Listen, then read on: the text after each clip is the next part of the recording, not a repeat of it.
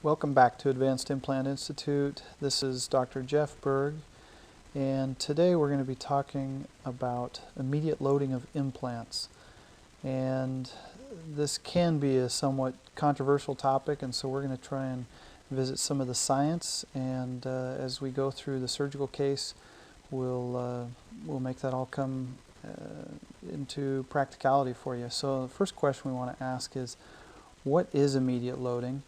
And what is really the difference between immediate loading and immediate function?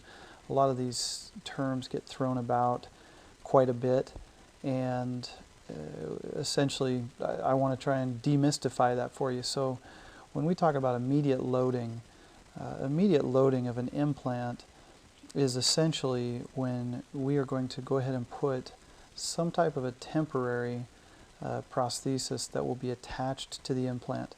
Now, whether that is a temporary crown or a temporary bridge, it's any type of temporary prosthesis that's going to be attached to that implant. The difference between immediate loading and immediate function is typically when we are doing an immediate temporary on an implant, we do not want to have any function on that temporary. We want it to be essentially a static situation where it's merely resting on the implant. You hear a lot of talk in this day and age about full immediate function and all on four and teeth in a day. That's a topic for another day, and we're not really going to be getting into that type of prosthetic. But it is still important to know that those things are out there. So let's get in a little bit to the surgical aspect of it. And when we start placing these implants that we're going to be considering doing an immediate load on, there are a few different elements to that we want to be aware of. Now there's a few terms that we can see here: macro retention, micro retention.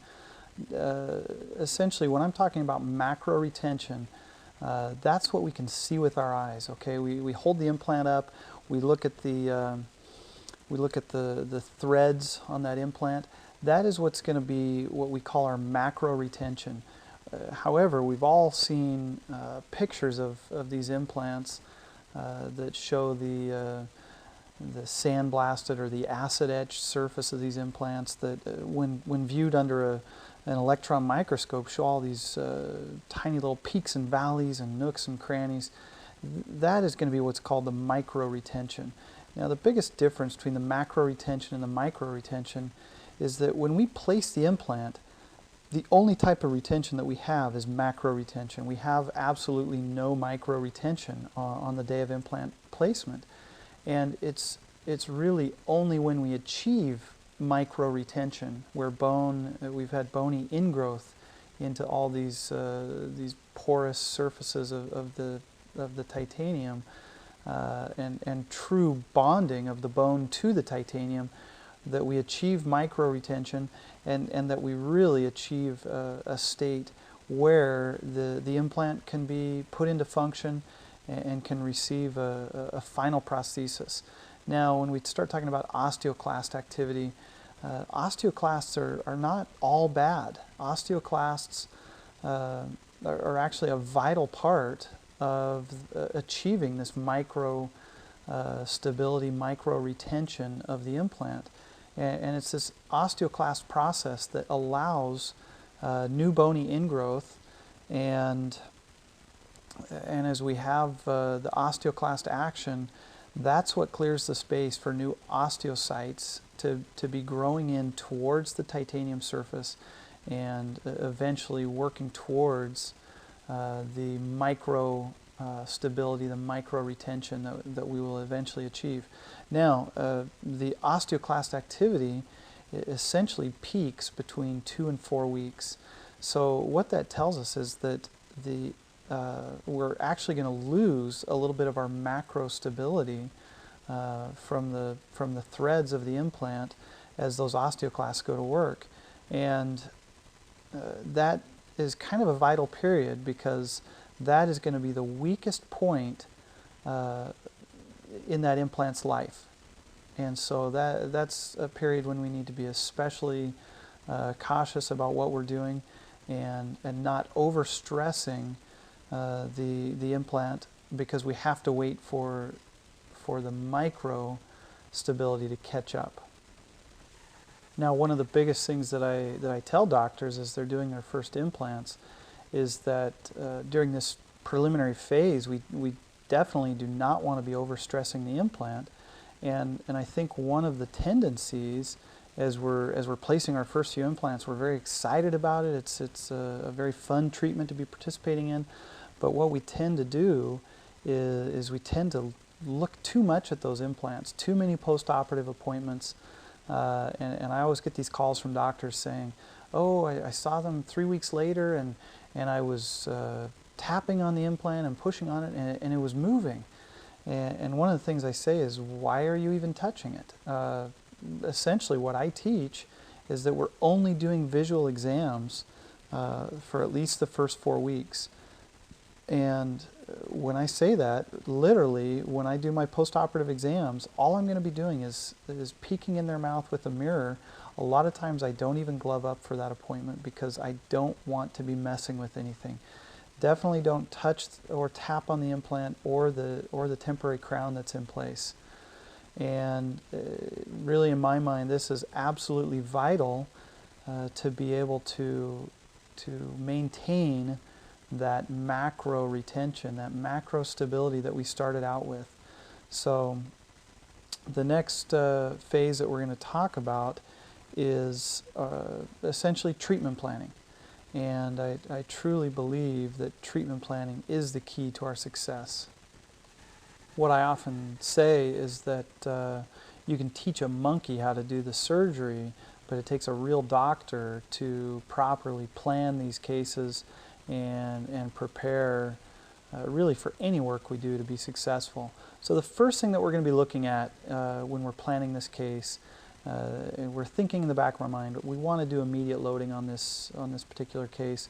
We have to start by looking at the bone, seeing how much bone is available, what type of bone it is that we're dealing with, what's the quality of that bone, again, what's the quantity. Because if we don't have enough bone to put an implant into, it doesn't matter what the quality is or what type it is. So those are all important factors as we're looking at this bone. As we determine what type of bone it is, essentially we know our bone types, type 1, 2, 3, and 4, with type 1 being essentially the most solid type of bone that we deal with, and on up to type 4, that's a real porous, real soft type of bone. Now, the tendency would be to think that a type 1 bone is going to be the very best bone that we can use to be placing implants into for immediate loading, but that's not necessarily the case. Now, one of the limitations with type 1 bone, it is very, very solid, and you are going to get the highest initial stability, the highest macro retention of the implant. However, type 1 bone also has very poor vasculature in most cases. There's not much of a marrow cavity, not much of this medullary bone, and so oftentimes type 1 bone is actually not the best bone to be doing immediate loading in. When we move to the other end of the spectrum, up to type 4 bone, we're dealing with the opposite problem. So we've got tons of vasculature typically, but it's a very soft bone, and so we're not going to have that initial stability, that macro retention. And so again, a type 4 bone really is going to be the worst type of bone to be using for immediate loading. My preference is a type 2 bone, where we've got the combined positive attributes of having a good thick cortex and a solid placement to fairly high torque, similar to what we're going to see in type 1 bone, yet at the same time we still have good vasculature and a good medullary cavity, so that we're going to start to get that turnaround a little bit quicker and working into that micro retention that is really of the utmost importance. So the way that we're going to start determining what type of bone we have, of course, is through analyzing our x-rays, our radiographic examination, as well as a physical analysis, actually looking in their mouth. And one of the things that we always have to remind ourselves and remember is that we can take all the x-rays, all the panos, all the PAs, all the CT scans that we want. It's not going to tell us everything. We have to use some of our clinical judgment, and I think there's nothing better than actually physically looking in someone's mouth to really determine what we're dealing with and what are going to be the positives and the negatives of the situation, and to do the proper planning so that we can have a successful case. And this proper planning certainly does not stop by looking at x-rays and doing this physical exam. There are certainly other parts to it. And one of the things that I recommend, certainly on any case where we're considering immediate loading, but on all of your first implant cases, is to take study models so that you can hold that in your hand and visualize that as you're preparing for this case. Now with immediate loading, it's very important to have a wax up so that we have the proper contours already determined, and that we're able to fabricate a stent that will put us in position to be able to put the implant in appropriately, and also, just as importantly, to be ready to make a temporary crown that is going to serve the purpose that we have here. And again, when we're talking about immediate loading in this case, we are mostly looking at a temporary, strictly for aesthetic purposes. This is not something we want to be functioning with, but by preparing ahead of time, having a proper wax up and a stent ready to go, we're going to get that implant where we want it, and we're also going to be able to have a temporary that looks nice and functions for us. Another vital element to all of this planning and the ultimate success of this case is going to be to really know and understand our patient, to know what their expectations are, and also to be able to ensure ourselves that they have the capability of being compliant with what we tell them. Patient expectations can really go a long way in determining the outcome of the case. If the patient has unrealistic expectations, it's going to be difficult for us to meet those. When I say patient compliance, one of the things that I always tell people when I give them these immediately loaded implants with a temporary on it, I tell them that this tooth is for light smiling duty only. There's no chewing or no biting with this tooth. And a case in point will be tell you about a lady I saw really just a couple months ago, and she was going to be losing number 8, and so we went ahead and extracted the tooth, put in the implant, made a beautiful temporary, put it on there. Everything was great. I saw her about 4 weeks later, and everything looked good and was solid and wonderful. And a couple weeks after that, she calls and says, "Hey, my tooth is loose." So of course we bring her into the office and look at it, and this implant and the crown are extremely mobile.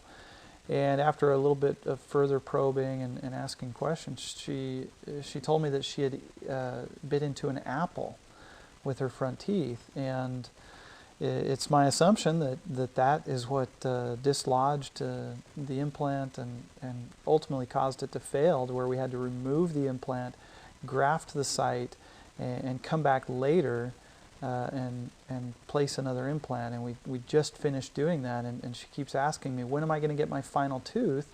And really the answer is you would have had it already if you had followed my instructions to not bite or chew at this tooth for 2.5 months. So I tell you this story not to scare you out of trying immediate loading, but really just to drive home the point that we really need to understand what our patient is expecting and judge them carefully on how compliant they're going to be. So the areas that I typically like to do immediate loading for, I really try and limit it as much as possible to the anterior teeth, anterior maxillary, number 7 through 10. And whenever I'm looking at losing a single tooth up in that area, those are situations where I'm thinking that we can probably do some immediate loading. If we're losing multiple teeth, especially in the anterior 7 through 10 or 23 through 26, those are also areas that I feel pretty comfortable putting a 4-unit bridge on 2 implants there. When we start getting into the posterior, I personally do not like to do individual posterior teeth immediately load. For example, a premolar or a molar. And I would really, when we start moving into the posterior, I really prefer to have multiple implants splinted together, and I think that gives us a much more stable situation to tackle some posterior immediate loading. So now that we've decided that we're going to go ahead and do some immediate loading, we've got to get the surgery right so that we can have a successful case. The surgery is what determines the case. You can make the most beautiful temporary in the world, you can have great prosthetic skills, but if you can't do good surgery, you're not going to be able to do immediate loading. So number one, you've got to have the appropriate implant size. And by that I mean 2 different things really.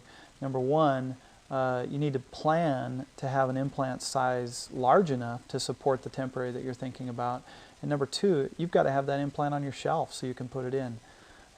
You've got to have good insertion torque, and at this point I'm talking about 45 to 50 Newton centimeters. I really want the implant to have that good macro retention, that good initial stability, and that is what's going to allow us to put the temporary on there. So as we start getting into our drilling sequence, we really have to remember our drill angulation. And again, I mentioned that the main area that I like to be doing this immediate loading is the maxillary anterior. That's also one of the most difficult places to prepare the implant site. Remembering the buccal undercut that we have up in that anterior segment, keeping the center of the implant in these anterior locations centered on the cingulum, and also having the proper implant depth. We'll talk a little bit more about that later when we're looking at the drills, but it's absolutely necessary to get that implant deep enough and have a proper tissue emergence profile in order to end up with a successful case. Essentially what I'm looking at is trying to have 3 millimeters of depth where the implant, from the implant collar up to the gingival margin. Now we're going to look at a couple of pictures here, a couple of graphics showing us, just reminding us of our spacing. So as we're putting the implant in from here, the occlusal view, you can see that the center of that implant is right where the cingulum would be. We definitely do not want to be too far out to the buccal. If we're going to make a mistake, let's make it towards the palatal. Also keeping a good distance in between the collar of the implant and the adjacent teeth, and also being mindful of where those roots are. So we want to be 1.5 to 2 millimeters in between the implant and the adjacent teeth. If we get too far apart, we lose our papilla. If we get too close, we're going to lose that papilla. Now this frontal diagram is again, it's going to show us the implant spacing that we're dealing with, but this also gives us a better idea of that depth that I'm talking about, where we're looking from the gingival margin up to the collar of that implant. Really needs to be in that 2 to 3 millimeter range, and I prefer it to be really right at the 3 millimeters, and I'm going to show you how you can achieve that. If we have larger than 5 millimeters from the crest of the bone up to the contact point of those teeth, we are not going to have a papilla. And so that's something else to keep in mind when we're looking at our tissue type. If we have the real thin, high scallop, that's a warning sign that we may need to be real careful with our depth. So as we start into our drilling sequence, really when we're looking at either immediate placement or flapless surgery, which is typically what we're looking at for immediate loading. We don't want to have a big flap that we're then suturing back together, trying to get it together around a temporary crown. It really is going to work better if we're doing it either flapless or immediate upon extraction. So the first thing is you have to remove your drill stops. Now I know that's kind of our safety net, and we feel nice and comfortable having the drill stops on there. However, we have to get them out of the way, or else we're not going to be able to get through that tissue. Now when we're looking at our drills, each of the different drill sizes, once you get past the pilot drills, is going to have a colored line going around the circumference of it. And the color of that is going to correspond to the implant diameter. So for example, the 3.3 is going to have a white or a light gray line. The 3.8 millimeter implant is going to be yellow on up. Now, it's important to use that line. And the way that we're going to use that line is by putting that colored line right at the tissue height. And what that'll do is give us about a 3 millimeter height from the top of the implant, from the collar of the implant up to the gingival margin. Of course, we're going to verify that with a probe as we go along so that we know we're at the right depth. But that colored line will give you a wonderful guide to get the proper depth of the implant. Also, it's very important as we're doing the final placement of our implant and we're getting to the right depth, we want to make sure that we have the dot out to the facial. In other words, having the cams in the proper positioning so that we can use a peak abutment and be able to do that successfully. Now, we have the implant placed now, and it's time for us to start making our temporary. It's important to understand that there are different ways of making temporaries, and there's different reasons for using different types of temporary. So we can have a screw retained temporary, we can have a cement retained temporary, and more often than not, on a single anterior tooth, I will be doing a screw retained temporary. And one of the reasons why I like that is because then there's no cement involved. I don't have to worry about any tissue irritation in case the cement is not cleaned up properly. However, a cement retained temporary is typically a lot easier for a general dentist to fabricate. That's what we're used to making on all these crowns that we do. And also when we're dealing with multiple implants that are going to be splinted together with a bridge, oftentimes we have to do a cement retained temporary because of draw issues. If the implants are not completely parallel, we won't be able to do a screw retained temporary, and we're in those situations forced to do a cement retained. What we'll see in today's case is actually a cement retained single anterior tooth, and it works just great. Now we're going to be scoring the abutment with our high speed so that we can be able to have some anti-rotation of the temporary on a cement retained, or we're going to be able to retain the material on a screw retained. I like to use integrity as a temporary material. My advice would be use whatever you use on crown and bridge. That's going to be what you're comfortable with and what's going to work well in your hands. We want to make sure that we finish this temporary and polish it to give it a real good emergence profile and to be able to hopefully support the papilla so that we can end up with a nice aesthetic result, not just on our temporary, but also as we're preparing for the permanent restoration. Again, very important to emphasize the post-operative instructions with our patient. Make sure that they're going to be compliant. You might consider even putting the patient in a retainer to protect that temporary in situations where we may not have as much trust in the patient. Again, just as with any implant, I'm going to follow a normal post-operative regimen. Pain medicine that's going to be adequate to keep the patient comfortable. Anti-inflammatories often are a good idea and can double as that pain medicine. I like to have every patient on 5 days of antibiotics, and it's not a real high dose, but I find that it's effective at avoiding infections. And then chlorhexidine, which again is going to help with localized infection, and it's just going to help the tissue health and the tissue healing in that area. And just again, just a standard post-operative regimen is fine for immediate loading.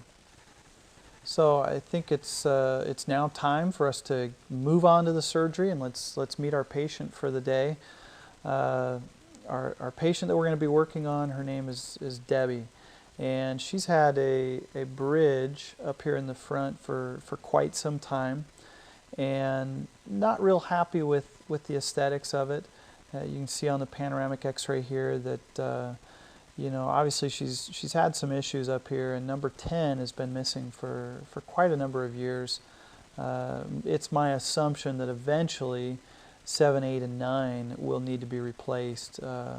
As you can see, the endodontic work that's gone on there. But today we're going to be focusing on number 10 and getting rid of that bridge so that she can have individual teeth up there. And you look at the photo here from the front, and obviously you can see that, you know, less than ideal margins on the front teeth there. But overall, it looks like we're dealing with a healthy situation. The tissue looks great. As I look from the vertical, I'm trying to appreciate a little bit what sort of width we have on our arch. And once we've removed that pontic, we can really see that we've got a pretty good situation here where we're going to be able to put an implant in there nicely. We've got plenty of room, mesial distal, very slight buccal concavity, but that's not going to be enough to cause us any problems. And being a lateral incisor, you know, we're really probably going to be looking typically at a smaller implant. Sometimes you'll use a 3.3 millimeter in situations like this. More often than not, if I can get up to a 3.8 or even a 4.3 millimeter diameter implant, I'm going to be pretty happy with that. So again, we've removed the pontic, and we're ready to start working here. This is our stent that I've fabricated, and you can see that I've created kind of that pilot hole, almost on the incisal edge, but slightly skewed to the lingual, and that's going to allow us to access the area. And we're also going to be using this, you know, the same impression that we fabricated the stent from to make our temporary. And essentially what we're going to be doing is once we have our pilot, then we'll be able to do the rest of the drilling without the stent in place. And that's another reason why I like using a clear stent, so that I can see through it. I can see that where the drill is contacting the tissue, and I know that I'm in a good place, and time to start drilling.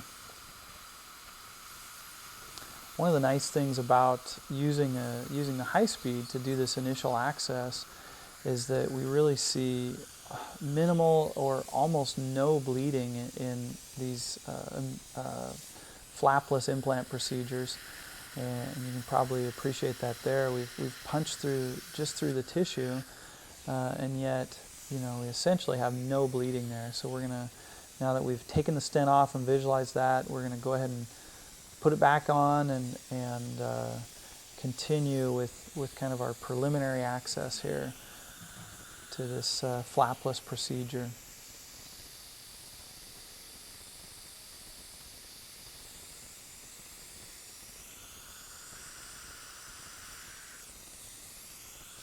And now I'm going to go ahead and come on in with our pilot drill. And one of the things you'll probably notice is that with the stent in place, I certainly can't go to length unless I have a bigger hole in my stent, because the drill won't go all the way into place.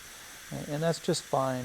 Again, like I said, this is really just for our initial placement or initial positioning as we get our proper mesial distal and buccal palatal relation, and essentially the rest of the procedure is going to be done now without the stent. So one of the things that I like to do is really start developing that emergence profile.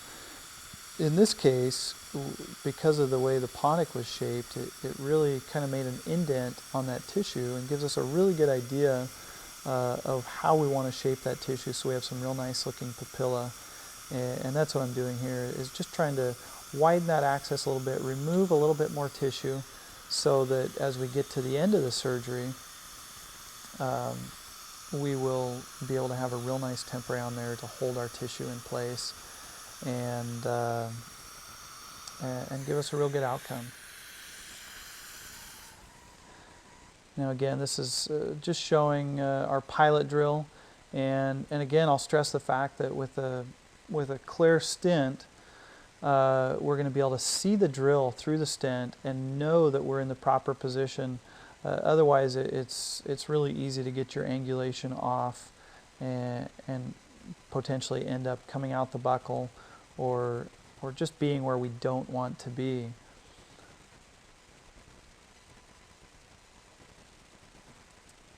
And once we're able to go ahead and get rid of the stent, we've got that initial pilot hole. From here on out, it's essentially making sure that we keep proper angulation so that that implant stays completely within the bone and gets us the stability that we need to immediately load this case.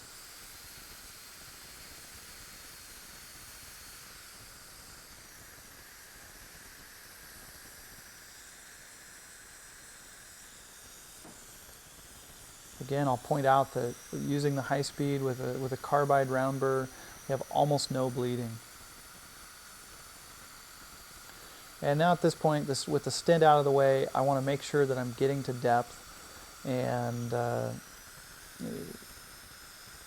what I'm looking at is the black guidelines, circumferential lines on the drill. And so, for example, if I'm planning on having an 11 millimeter implant, I've got to make sure that I basically drill to about 14 millimeters from the gingival margin. And so you have to make sure you know what you're looking at on those drill lines. If I drill an 11 millimeter to the gingival margin, I certainly am not going to be able to get an 11 millimeter implant to the depth that I want it.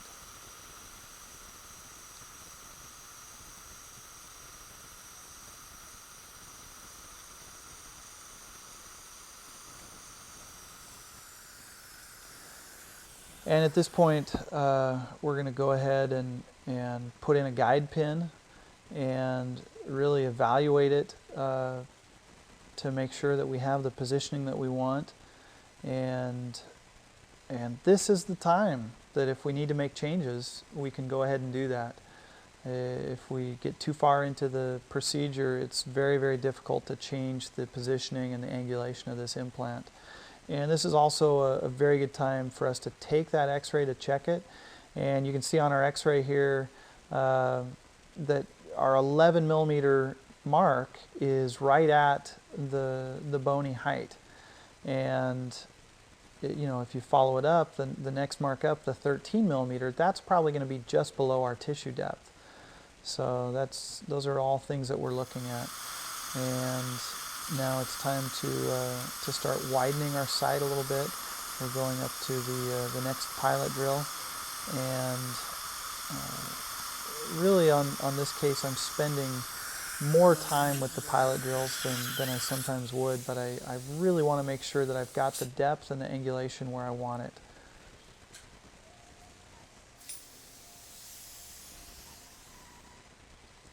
Now we're going to look a little bit at our first osteotomy drill. We've got our depth determined to be for an 11 millimeter implant. And so here's our 3.3 by 11 millimeter drill. And again, you can see that I've taken off the stop, the depth stop. And you can see that white line right on the side of the drill. And as we're entering into the osteotomy, I want to make sure that that line gets right to my tissue level. And what that's going to do, again, it's going to give me that 3 millimeters worth of depth so that I can have enough tissue to give us a good emergence profile. And especially important for an anterior case is going to be to make sure that that implant is buried so that we don't have metal showing on our final restoration. And obviously in the aesthetic zone, that's going to be really important. So here I am now going in with the 3.3 millimeter drill. You notice I'm not spinning really fast. I'm probably going below the normal RPMs and just using a lot of touch to make sure I get that white line right to where I want it. And that's probably the most important part of this this portion of the procedure, is getting that depth exactly where we want it.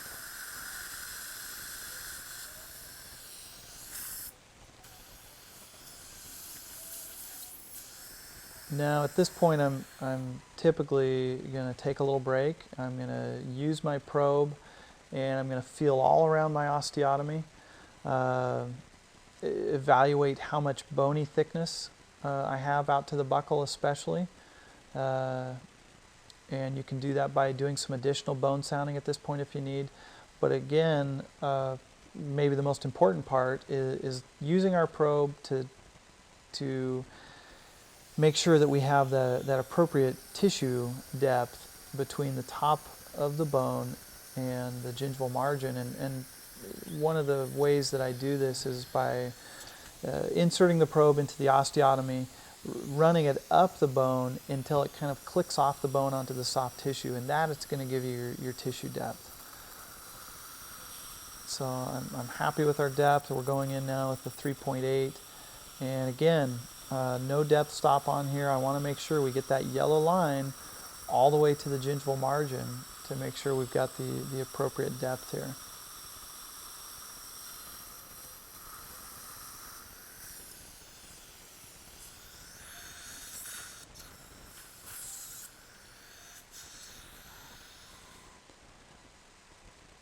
It's a little bit different feel doing your first flapless case versus being able to visualize the bone, having your depth stops on there for peace of mind. In this case, I went ahead and used a drill extender just so that I could have a little bit better visibility, and also to make sure that the head of my drill, or rather the head of the handpiece, was not catching up on the adjacent teeth and keeping us from getting to the appropriate depth.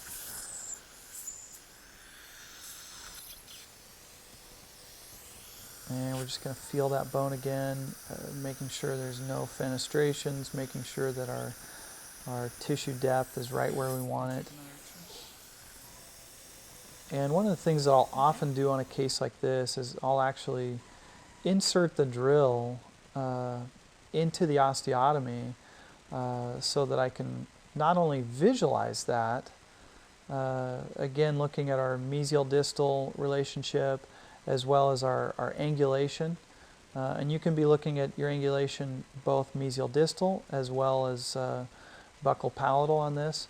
But another thing that I'm going to do is I'm going to go ahead and take an x-ray at this point, again just to verify my positioning, but also looking specifically at my depth.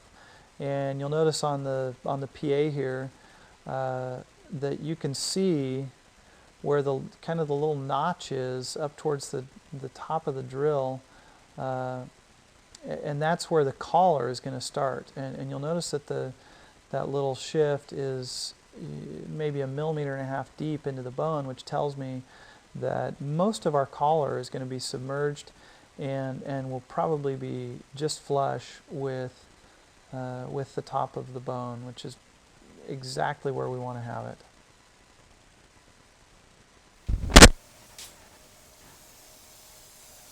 So we're going to go ahead and rinse the osteotomy site and make sure that it's clear of any debris that may have accumulated.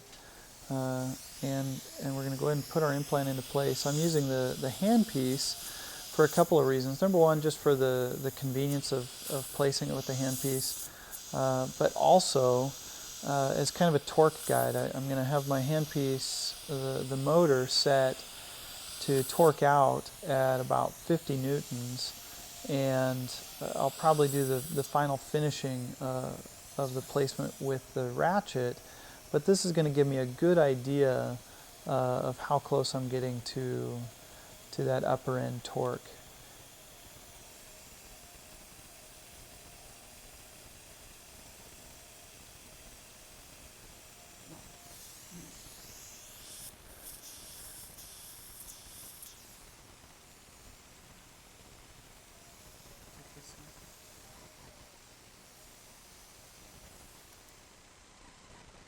And again, like I just mentioned, most often I like to go ahead and do the final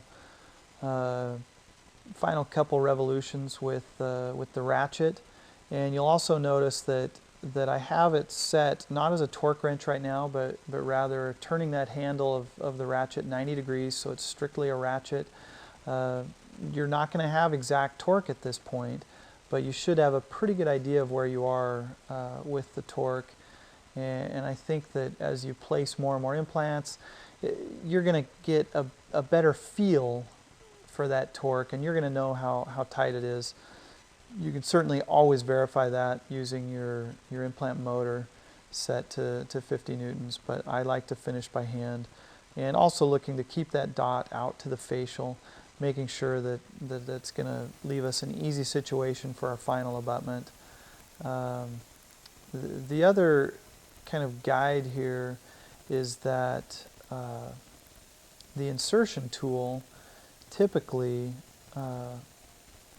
will be right at about the same level that the colored line on the drill is, and so that as the edge of the insertion tool reaches that gingival margin, that tells me that we're in the proper positioning as far as depth goes.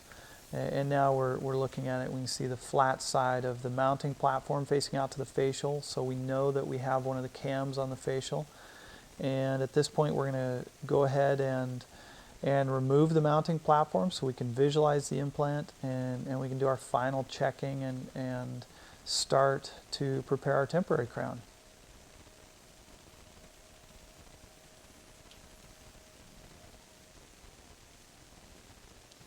Again, placing the probe right onto the collar of the implant and feeling around there to make sure I've got the 3 millimeters of depth that I have.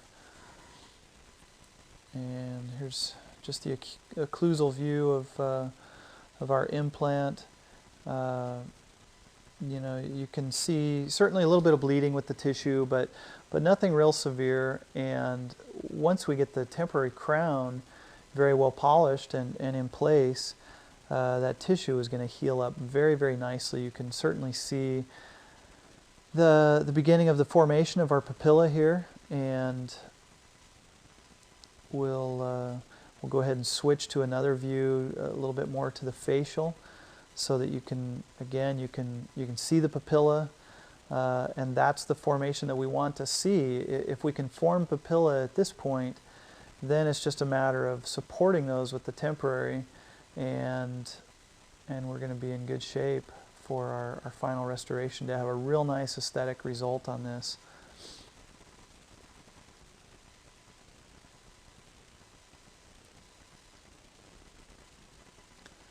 Again, going in with our probe, go ahead and rest the probe right on the collar of the implant, and visualizing that ideal 3 millimeter depth from the gingival margin to the collar of the implant. That's going to give us that emergence profile that we're going for.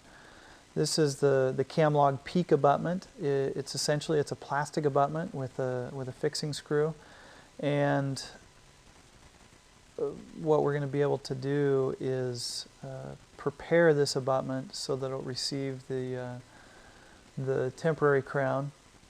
And the first thing that we need to do in order to accomplish that is to go ahead and put it in place. And when we're placing the peak abutment, this is just hand tight. You don't want to be using your torque wrench when we're taking this the peak abutment off and on. And typically with hand tight, you can get it to about 15 newtons, which is a good place to be. You can see here the scoring with the handpiece, and basically just trying to get the appropriate height of the abutment so that we can make a good temporary. I like to do most of the prepping outside of the mouth just because it makes a little bit of a mess. And again, you can go ahead and take an x-ray of the peak abutment. What you'll notice is that the peak abutment is, for all intents and purposes, invisible on your x-ray. You can see the setting screw there, but the abutment itself is not going to be visible radiographically. Once we get our temporary material onto there, you will be able to see integrity is radio opaque, and you will be able to see that. But the peak abutment itself is completely radio.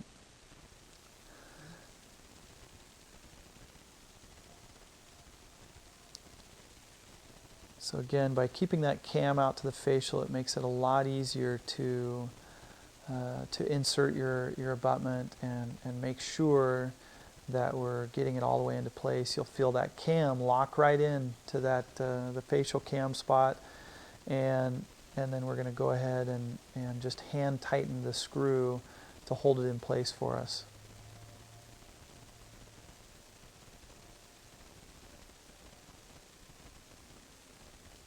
Again, you can see the real nice papilla formation even at this stage.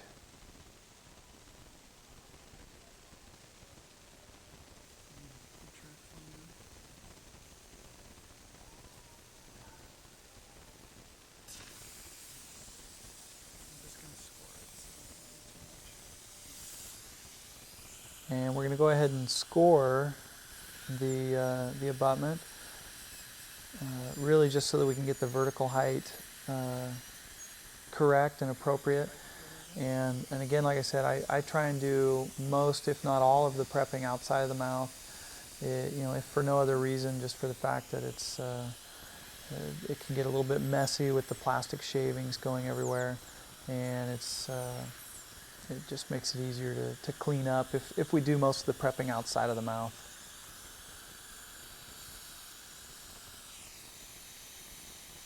So we'll go ahead and take the abutment off now, and as I said, we'll now start to prepare the temporary abutment to receive the temporary crown.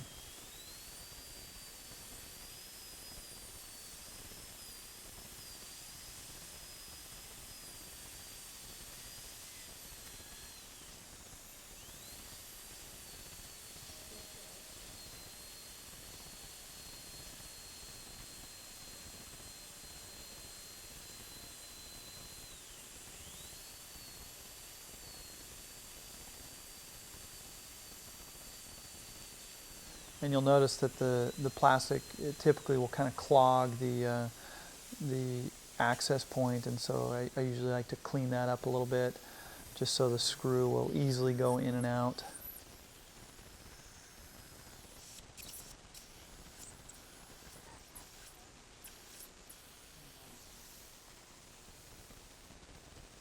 Again, just checking all of our tissue, making sure that we're exactly where we want to be.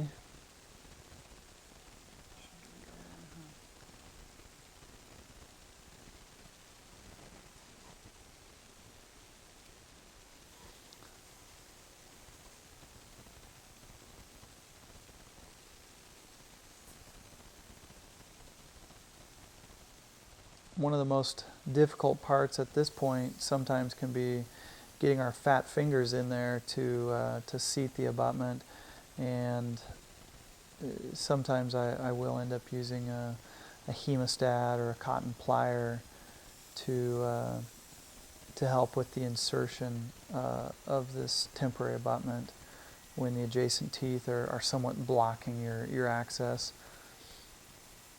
So we're going to go ahead and screw it into place again.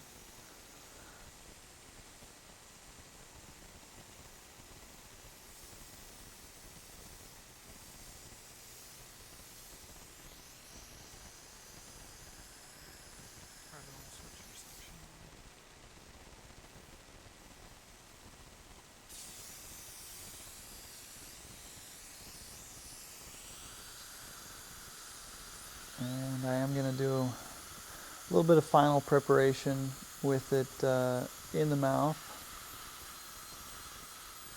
just to make sure that I've got the shape that I want. Think of it at this point, think of it just as the same as you would a crown prep, making sure that you've got draw between your mesial and distal teeth, so that you're not going to get locked in with your temporary, and also in this case bringing it back from the facial a little bit so that I'm going to have appropriate thickness of temporary material, and taking a little bit up on the lingual or on the palatal portion of this, so that I can make sure that we've got occlusal clearance to be able to have a real nice temporary there.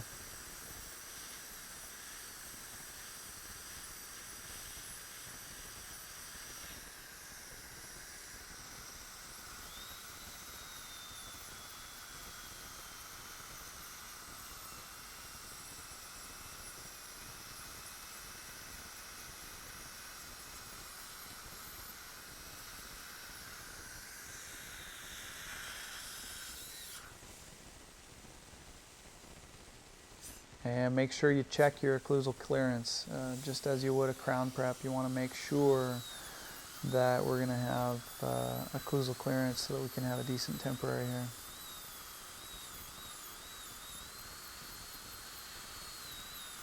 You will find on a tighter case like this, where I don't have a whole lot of room occlusally, we've got kind of a deeper bite. For convenience sake, I will do more of the prepping in the mouth, just so I can repeatedly check that clearance.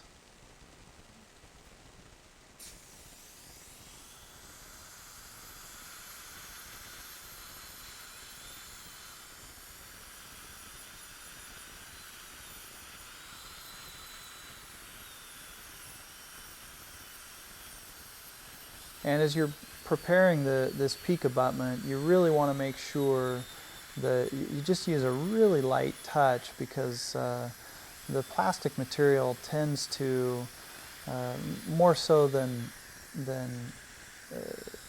just kind of preparing away, it tends to just push it around a lot, and so by using a light touch you can remove the little tags of plastic that want to stick onto it. And so here's a nice view of our temporary abutment, pretty well prepared and ready to go. And we really want to make sure, again, that we have proper draw for this abutment. Treat it just like you would a crown prep on a natural tooth, so that we can have a good result with our temporary, not get the temporary locked into place. Again, like I said, this is kind of the final check, so we're going to go ahead and do a little bit of final preparation here, just getting ready to fabricate the temporary crown.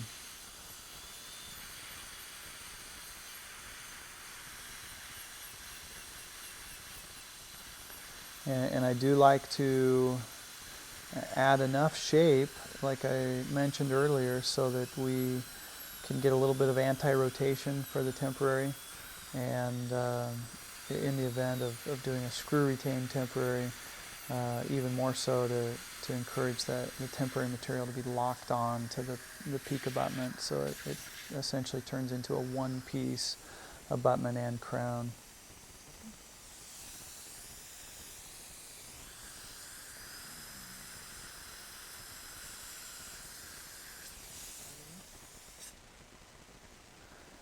And I think we've got good occlusal clearance, and so at this point we're getting ready to do the temporary impression. And I'm going to go ahead and place a cotton pellet into the screw access. And what that's going to do is it's going to keep the temporary material from going up into the abutment and potentially lodging in that abutment area. Yeah. Basically the same procedure that we use on a final restoration to protect that screw. We certainly don't want permanent cement up into that screw access, but even fabricating the temporary, just for ease of use, placing a little cotton pellet in there is going to make your life a lot better. Now, making the temporary crown, certainly there are multiple ways of doing it. Typically what I say is use the method that you're comfortable with. You've all done plenty of crowns, so I like to go ahead and take a triple tray polyvinyl ahead of time, and for me this works really well. Go ahead and putting the integrity right into that impression, and we're gonna before I actually put it into the impression, I like to go ahead and extrude a little bit just onto my tray or onto a 2x2, just to make sure that that I'm getting a good mixture of the temporary material, and then I like to really fill it up pretty much all the way.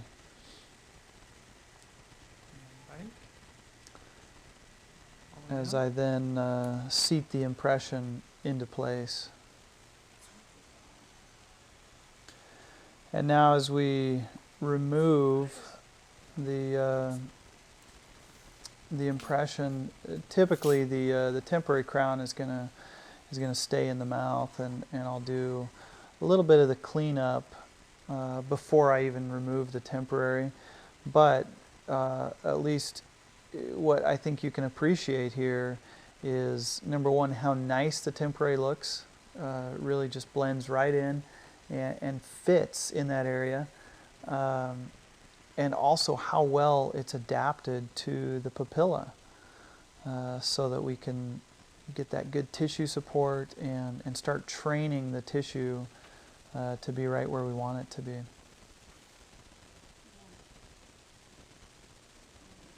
Again, just using any sort of hand instrument that you prefer to do our preliminary cleanup of the temporary material. And then also just using a lot of care and caution to get the temporary off without damaging it or breaking it, or we want to keep the temporary as intact as possible, of course.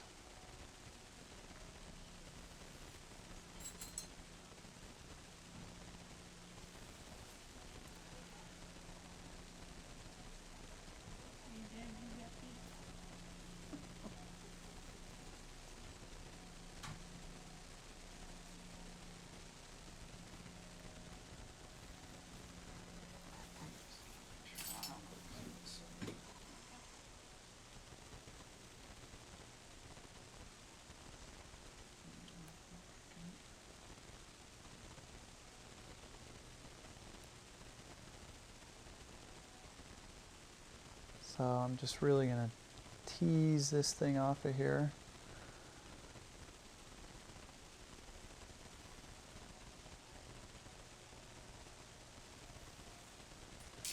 And one of the other tricks I sometimes will use on stubborn temporaries like this is to use a little 2x2 and a hemostat. You can typically still get a pretty good grip with it, but the 2x2 will keep you from scratching or putting gouges in your temporary, and it makes it a lot easier to get it finished and polished. As far as polishing the temporaries, really my preferred tool, if I need to do any preliminary polishing, I'll use a fine diamond, or preliminary shaping, I should say. And then really just a normal high-speed brownie is not only going to give you some good shaping, but it's also going to put a pretty good shine on your temporary. You can always come back and use a polishing paste. Anything that you would use for a composite, it would work well on this. I oftentimes will use a silicone cup and possibly use some diamond paste also to get a real nice shine on our temporary.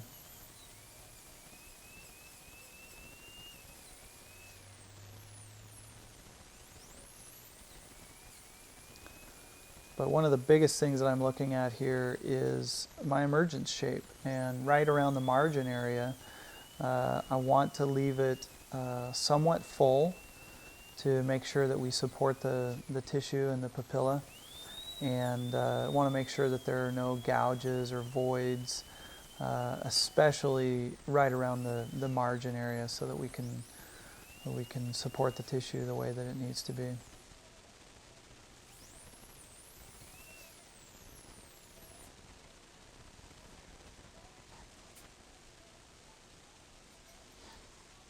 And we're going to go ahead and just do a try-in and make sure that we're getting the fit that we want and everything's going in properly.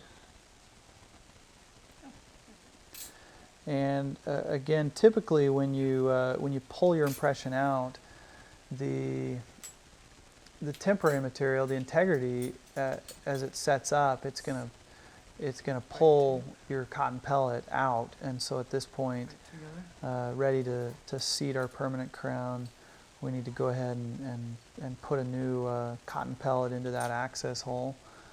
And now we have our temporary ready to cement.